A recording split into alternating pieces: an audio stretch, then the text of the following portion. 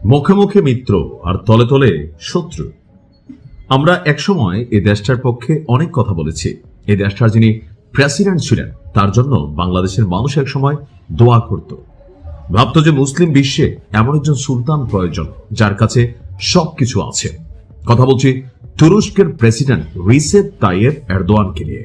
কিন্তু যখন বীর বনাম ইসরায়েল যুদ্ধ শুরু হলো তখন আমরা দেখলাম যে কিভাবে তিনি পেছন থেকে গুটিবাজি করেছেন।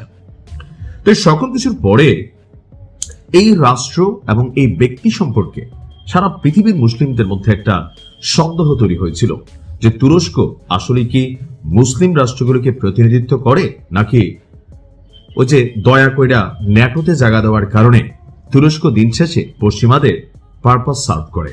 বাস্তবতা হচ্ছে তুরস্ক পশ্চিমাদের পারপাস সার্ভ করে।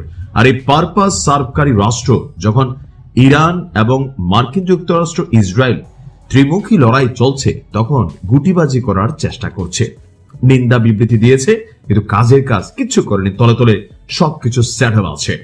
মার্কিন স্বার্থ সংশ্লিষ্ট স্থাপনাগুলো রয়েছে তুরস্কে। আর ইরান এই সুযোগটাকে কাজে লাগিয়েছে। দর্শক, আমি যখন নিউজটি করছি গেল কিছুক্ষণ আগে থেকে তুরস্কে ক্ষেপণাস্ত্র হামলা শুরু করেছে ইরান। বলা হচ্ছে যে এই কি বলা হয় যে আপনার ঝাঁকে ঝাঁকে ক্ষেপণাস্ত্র এবং ড্রোন ছুড়েছে উগ্র ইসলিদের ভূখণ্ড এবং উপসাগরীয় দেশগুলোই মার্কিন স্বার্থ সংশ্লিষ্ট যে স্থাপনা আছে তুরস্কে তেমন স্থাপনাগুলোকে লক্ষ্য করে অভিযান চালিয়েছে ইরান। তুরস্কে সরাসরি মার্কিন কোন সামরিক ঘাঁটি না থাকলেও দেশটিতে পশ্চিমা সামরিক জোট ন্যাটোর ঘাঁটি আছে। আর এটা আপনারা সকলে জানেন, ন্যাটোর যেই সিস্টেম, প্রত্যেকটা দেশ তারা নিরাপত্তা দেওয়ার জন্য সেখানে তাদের ঘাঁটি রাখে।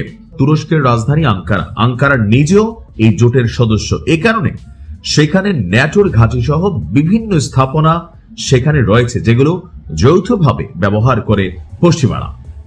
এদিকে আঘাত আসতে পারে এমন সম্ভাব্য সব মার্কিন স্থাপনায় প্রতিশোধমূলক আক্রমণ থেকে বাঁচার জন্য আকাশ প্রতিরক্ষা সিস্টেমকে কয়েক গুণ বৃদ্ধি করেছে তুরস্ক। অর্থাৎ যেহেতু একটা করেই ফেলছে, এখন বুঝতে পারতেছে যে আরো বেশ কয়েকটা অভিযান এই লাইনে চলবে।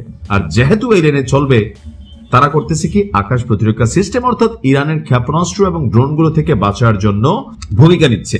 তবে ইরান বলছে যে তুরস্কের সাথে সরাসরি অথবা মধ্যপ্রাচ্যের রাষ্ট্রগুলোর সাথে ইরানের সরাসরি কোনো বিরোধ নেই। মধ্যপ্রাচ্যের রাষ্ট্রগুলোর কোন যেগুলো নিজস্ব সম্পদ এবং সম্পত্তি বা সাধারণ জনগণ বা সামরিক স্থাপনা কোনোটাই ইরানের টার্গেট না। ইরানের টার্গেট শুধুমাত্র যেখানে মার্কিনী এবং ইসরায়েলিদের স্বার্থ সংশ্লিষ্ট কোন রকম স্থাপনা আছে, ঘাঁটি আছে, সেগুলি হচ্ছে ইরানের টার্গেট। আজকে তুরস্ক বলছে যে ইরান থেকে উৎক্ষেপণ করা একটি ব্যালিস্টিক মিসাইল আঙ্কারায় এসে আপনার অবতরণ করেছে।